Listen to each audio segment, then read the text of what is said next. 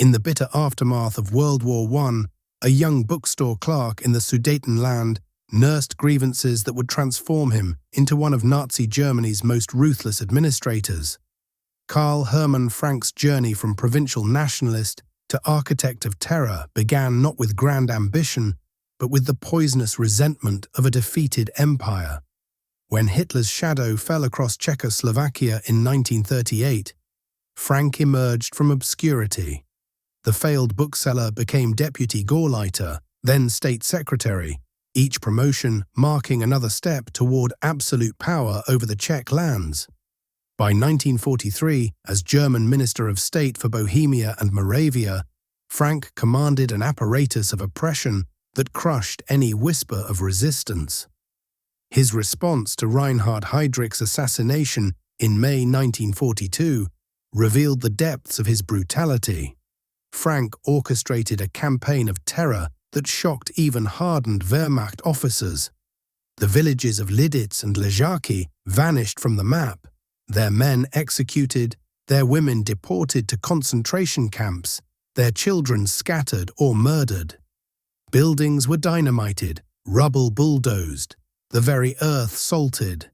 Frank personally supervised Lidice's destruction, ensuring that nothing remained but scorched ground and silence.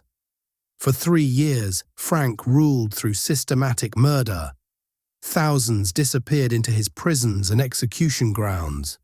The Czech nation bled under his administration while he lived in confiscated luxury, convinced of his untouchable authority. But empires built on terror are foundations of sand. As Soviet armies closed on Prague in May 1945, Frank fled westward, disguising himself as a common soldier. American forces captured him near Pilsen, the architect of annihilation reduced to a frightened fugitive clutching false papers. The Czechoslovak court needed only 4 days to weigh his crimes.